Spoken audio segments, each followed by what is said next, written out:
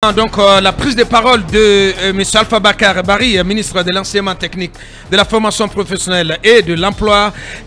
On va s'intéresser à Chalco dans un instant, la compagnie minière Chalco qui a décidé de mettre sous la paille plus de 800 employés donc, qui vont en chômage technique pour des raisons qu'on vous dira tout à l'heure. Mais avant, on s'intéresse au gouvernement de transition Mamadouri, des instructions de 2022 du colonel Mamadi Doumbouya rappelées à des ministres. Oui, Mamadi Doumbouya toujours dans la dynamique d'envoyer une piqûre de rappel à ses ministres pour des instructions qu'il a données depuis près d'1 an maintenant. C'était donc à l'occasion de la session ordinaire du Conseil des ministres qui s'est tenue le jeudi passé, 19 octobre 2023, après donc ces messages ou son message d'ordre général.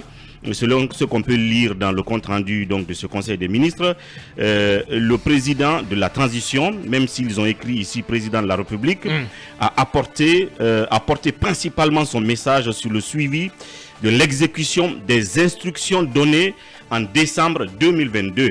Donc, décembre 2022. Dans quelques semaines, nous serons en décembre 2023, donc près d'1 an. Et séance tenante, à tour de rôle, le président de la transition a interrogé en ces termes le ministre d'abord de l'économie et des finances. À date, où en sommes-nous dans la mise en œuvre du processus de garantie de la transparence et de la réduction du coût du processus de passation des marchés publics? Aussi, quel est l'état, deuxième question qu'il a posée, au ministre de l'économie et des finances, du processus de financement des 44 projets prioritaires et les pistes de solutions idoines pour la mise en œuvre rapide de ces projets. Et puis, en ce qui concerne la ministre du Commerce, de l'Industrie et des PME et le ministre du Budget, il leur a été demandé quelle est la situation concernant le contrôle effectif des certificats d'investissement et quel est le point sur le retrait de ceux qui ne respectent pas les cahiers de charges. Ce sont là donc les certificats d'investissement. Oui, ce sont là donc les questions que le colonel Mamadi Doumbouya a posées à ses ministres au titre de ses instructions données en décembre 2022. Il y a près d'1 an. Sauf que le compte rendu ne nous dit pas quelles a été ou quelles ont été les réponses données par ces ministres-là. On aurait bien voulu, dans le cadre de la transparence du compte rendu et pour l'opinion, que le compte rendu ressorte justement ces réponses-là pour être édifié. Là, nous sommes quand même dans le flou, mais ce qui est plus important, c'est de savoir que depuis 1 an, il y a des instructions qui ont été données, apparemment qui n'ont pas été matérialisées, que le président là rappelle. Et cela me rappelle aussi, pour utiliser le même mot, la question donc des dividendes de l'État dans les sociétés publiques, dans les sociétés publiques dont le président avait donné instruction donc de les transférer des comptes des banques primaires et commerciales vers les comptes donc du Trésor à la Banque centrale de la République de Guinée. Vous vous rappellerez donc que durant une bonne période, il y a eu ces rappels et jusqu'à date, on n'a pas de visibilité sur est-ce que ce processus a été clôturé ou est-ce que ces entités-là ont encore leurs avoirs dans les banques commerciales. Et il y a eu aussi, si vous voulez, une sorte de confusion dans l'interprétation de l'instruction, parce qu'il y avait des entités qui se disaient ne pas être concernées par cette instruction du président. Donc il y avait ce litige-là. Est-ce qu'on les a, je veux dire, résolus? On est toujours dans ce grand flou. Donc, bref, la question derrière ça, est-ce que, je veux dire, est-ce que les priorités du président sont... Est-ce que on se fout de la parole du président de la transition? C'est un peu ce que je voulais au sein du gouvernement. C'est un peu ce que je voulais dire. Parce que quand il demande, par exemple, le point sur les 44 projets prioritaires, parce que qui parle de projets prioritaires parle des priorités présidentielles. Bien entendu. Ça veut dire que le président lui-même met un point d'orgue, un point d'honneur sur ces sujets-là. Effectivement. Donc, quand il est là à toujours demander quand son...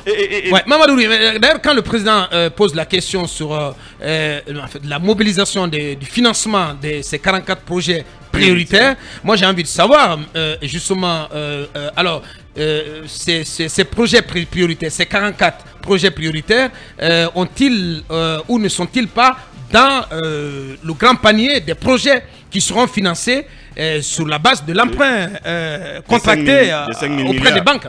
C'est bien une question. C'est quand même une question qu'il faut se poser. C'est bien une question pertinente. Parce que j'apprends qu'il y a la route Bokeh-Gawal, il y a d'autres infrastructures, d'autres projets infrastructures concernant les tronçons interurbains ou interpréfectoraux. Mais lorsqu'on prend les motivations qui ont prévalu à cet emprunt bancaire, on sait bien entendu qu'il a été indiqué que c'est pour financer les projets infrastructurels prioritaire. Oui, absolument. Donc, oui, c'est confus dans nos têtes. Effectivement, ça veut dire que... De quoi on parle finalement? Non, ça veut dire certainement qu'il y a des projets d'ordre infrastructurel qui sont à financer. Certainement, dans ces 5 000 milliards, il y a une autre catégorie de projets qui se trouve dans les 44 prioritaires. Peut-être que le pool financier a dit au président qu'il y a aussi un mode de financement. Certainement, il est en train de leur demander où en sommes-nous. Parce que le ministre Moussa Cissé, excuse-moi de t'interrompre, nous a dit ici qu'il y a une 80aine de projets identifiés qui doivent être financés à l'aide de cet emprunt de 5 000 milliards. Bien. Maintenant, est-ce que les 44 projets prioritaires en font partie? La question est pertinente maintenant. En parlant de... Là, il revient au porte-parole du gouvernement d'éclairer l'opinion là-dessus. En parlant justement de projets infrastructurels, il y a, si vous voulez, l'accord Chine, cadre Chine-Guinée de 20 milliards de dollars. Où en sommes-nous? Est-ce que les choses se sont arrêtées au petit matin du 5 septembre? Ou est-ce que dans la conduite des affaires, le CNRD continue justement à travailler avec les Chinois pour la continuité? Parce que ça, c'est un paquet global dans lequel des infrastructures doivent être aussi financées. Effectivement. Est-ce que peut-être que ces 44 projets ont été mis au compte de ces paquets-là? Pour l'instant, c'est important qu'on soulève le débat même sur cet accord cadre, parce qu'on n'en parle presque pas. Bien, merci Mamadou. Allez, Daraï. Oui, c'est bien de réaliser des infrastructures, mais c'est encore mieux de ne pas contracter des dettes ou des problèmes qui vont constituer un casse-tête pour le prochain pouvoir qui va diriger ce pays. Je pense que aujourd'hui la question, il y a beaucoup de questionnements qui soulèvent autour de la réalisation des infrastructures et par rapport aux instructions données par le président et qu'il rappelle pendant près d'une année, je pense que c'est inconcevable de toujours revenir sur la même chose puisque vous avez eu confiance en des personnes que vous avez mis à la tête des départements. Si vous avez besoin des résultats, il faut que ces gens-là soient à la hauteur et qu'ils accélèrent. Mais après, je pense que le président... Mais là, c'est un carton jaune pour particulièrement le Premier ministre. Parce que c'est lui qui coordonne l'action gouvernementale. Oui, bien sûr. Mais après, ces derniers temps, on sait que Bernard Gomou, en tout cas, il y a beaucoup de choses qui lui sont reprochées. Sa présence dans des cérémonies et tout ce qui s'ensuit. Et après, les membres de son gouvernement qui sont rappelés à l'ordre par rapport à la mise en œuvre des projets qui tiennent à cœur particulièrement au président de la transition. Je pense que tout cela donne raison à ceux qui estimeraient aujourd'hui qu'il faut un toilettage complet au sein du gouvernement, puisque il faut toilettage complet. Mais bien sûr, puisque au sein du gouvernement, il y a des gens, il y a beaucoup d'ailleurs qui ne font pas leur travail et c'est vraiment dommage. En tout cas, on voit ces ministres se pavaner dans les avions pour des colloques et après il n'y a pas de... Oui, bien sûr, il n'y a pas de résultat, il n'y a pas de résultat derrière et après on leur a demandé d'exécuter des travaux, des projets qui tiennent à cœur au président de la transition, mais après ils ne le font pas. Je pense qu'aujourd'hui ils sont beaucoup plus focalisés sur l'inutile que l'utile. Oui, ce n'est pas l'impression que le colonel donne. C'est vrai qu'il fait des rappels à l'ordre, il rappelle des instructions, mais de ce qui est apparent, le colonel ne semble pas être mécontent ou insatisfait de son gouvernement parce qu'il s'en accommode. Et c'est ce qui révolte. Pour lui, il n'y a pas besoin de procéder à quelconque remaniement. On ne peut pas être plus réaliste que le roi. Le plus concerné, le principal concerné ne s'en plaint pas outre mesure. Qu'est-ce que nous voulons? C'est pas lui. Qu'est-ce que nous voulons? Non mais attendez quand même. Non mais il a quand même. Le colonel, un gouvernement est là pour... Attendez, il est lucide, c'est lui qui dirige, c'est lui qui est aux manettes, à ce que je sache. Il faut qu'il tape du poing sur la... Il faut qu'il tape du poing sur la table. l'empêcher de procéder à un remaniement. Il faut qu'il tape du poing sur la table. Il semble se satisfaire de l'action de son gouvernement.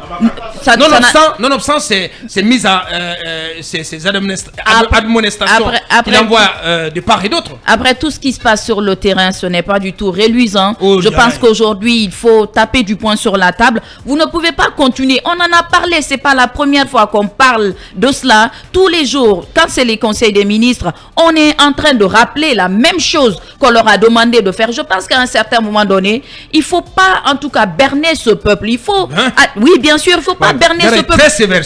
Le président, la transition se doit de poser des actes et la transition doit rendre compte. C'est très important, doit rendre compte. Mais après, si le président laisse les gens faire, mais c'est lui qui va rendre compte au peuple. Et c'est lui qui sera seul. Vous avez vu le cas. Oui, vous avez vu le cas de Dadis. Aujourd'hui, il est seul. Il n'y a personne autour de lui. Qu'en est-il de ses ministres? Aujourd'hui, c'est lui qui répond. Et c'est le colonel aussi qui va répondre des actes qui sont posés sous cette transition. Merci bien, allez-y. Manu. D'abord, quand on parle de projets prioritaires, je vois tout de suite les projets que le colonel lui-même a mis en place, a initié. Ce sont ses propres initiatives. Quand le colonel est arrivé le 5 septembre 2021, il a trouvé un package de projets qui était à maturité, qui était mis en place par le gouvernement d'Alpha Condé, qui était à maturité, dont il fallait dérouler. Et il l'a déroulé, il a tapé dans l'œil de tout le monde. Ce sont notamment les questions d'infrastructure et autres. Ça, il n'y a rien à faire. Tout a été fait en amont, même le financement avait été mobilisé. Il fallait donner un coup de fouet au projet pour qu'il se réalise. Après, à un moment, moi j'ai dit que le colonel a fait face à la réalité de la gouvernance. Effectivement. Celle qui consiste à monter votre projet, à chercher des financements, à passer des appels d'offres, à réaliser votre projet, à l'évaluer. Effectivement. Et quand on entre dans ce process-là, par exemple, en Guinée, ce n'est pas de la sinécure. En Guinée, la seule procédure d'appel d'offres, d'appel d'offres pour la mise en œuvre d'un projet, c'est-à-dire que vous avez fini de le monter, vous avez le financement, vous cherchez juste quelqu'un pour le réaliser. Cette seule période-là, elle vous prend 4 mois. Maintenant, la procédure des recherches de financement, c'est autre chose. La procédure de montage du projet, c'est autre chose. Vous pouvez finir de monter votre projet, vous vous promenez durant toute une année, vous n'avez pas trouvé quelqu'un pour vous financer. Donc, quand le colonel demande où en est-on, moi je ne vois pas cela sous un angle d'extrême gravité. De mon point de vue, non. De mon point de vue... On parle d'instructions données il y a près d'un an. C'est pourquoi j'ai commencé. C'est pourquoi j'ai commencé par rappeler. Vous banalisez cela, monsieur. Le premier qui banalise, c'est le colonel lui-même, parce que si c'était aussi grave que ça. Bientôt le premier anniversaire de ces instructions. Non, attention. C'est pourquoi j'ai commencé par rappeler. C'est pourquoi j'ai commencé par rappeler. Et il y a des intellectuels quand même qui ont tenté d'expliquer, mais qui n'ont pas été entendus. Comme quoi, les projets d'infrastructure que le colonel a réalisé en rafale quand il est arrivé, on a dit que c'était Alpha Condé. Les gens ont dit non, il faut nous laisser avec Alpha Condé. Mais c'était la vérité. Donc on ne peut pas arriver. Pour la plupart de ces projets, les financements étaient acquis. Voilà, pour un laps de temps de ce genre, on ne peut pas faire de telles infrastructures. C'est impossible. C'est très clair. Maintenant, les projets dont on parle, je suis convaincu que ce sont les projets du colonel lui-même. Et ça va prendre minimum 1 an pour qu'on les voit. Il ne faut pas s'en offusquer outre mesure. Il ne faut pas s'en offusquer outre mesure. C'est bien pour lui de demander de temps en temps où en est-on, parce que c'est bien d'évaluer, c'est bien de savoir à quel niveau on est. Mais dire que en 2021 il a lancé une initiative, pardon, en 2022 il a lancé une initiative, 2023 il n'est pas encore réalisé, je pense que c'est dans l'ordre normal des choses, parce que le montage, la recherche de financement, les appels d'offres, la réalisation et l'évaluation d'un projet, ça ne se fait pas en 1 an. Bien, allez, Basseko. En fait, moi ce que je ne comprends pas... Soyez bref s'il vous plaît. Oui, en fait ce que je ne comprends pas, c'est le fait que le président de la transition soit dans la dénonciation à tout moment. Lorsqu'on se rend compte, Aboubacar, donc il fait un peu de Alpha Condé. Oui, pendant une année, que les instructions qui ont été données n'ont pas été appliquées, qu'il y a des problèmes, il sévit, il doit sévir. Mais il ne peut pas se mettre, se mettre dans la dénonciation. Donc quand il nous dit aujourd'hui qu'il y a des problèmes, c'est qu'il n'y a pas de problème. Non mais parce que il pose des questions. Non, Aboubacar, hein, vous êtes le patron de FIM FM. Lorsque vous vous rendez compte qu'il y a des problèmes, vous prenez les décisions. Et à tout comme on l'a constaté à la rédaction. Hein. Vous comprenez? Voilà, vous prenez on a pris des actes pour ramener tout le monde au boulot. Là. Mais absolument, mais c'est comme ça. Mais le président de la transition doit sévir. Lorsqu'il rend compte qu'il y a des départements ministériels qui ne fonctionnent pas, il y a des institutions qui ont été données, qui n'ont pas été appliquées, de mon point de vue, il doit prendre des dispositions pour agir. C'est aussi simple pour lui d'agir. C'est parce que les choses ne sont pas aussi graves que vous le pensez. Non, Manu, s'il te plaît. Ne nous insulte pas ce matin. Non, mais s'il vous plaît. attendez quand même. Non. Mais comment ce garçon, mais quand même. Tu nous insultes là. Non, attention. Peut-être que le colonel a la meilleure mesure de la situation.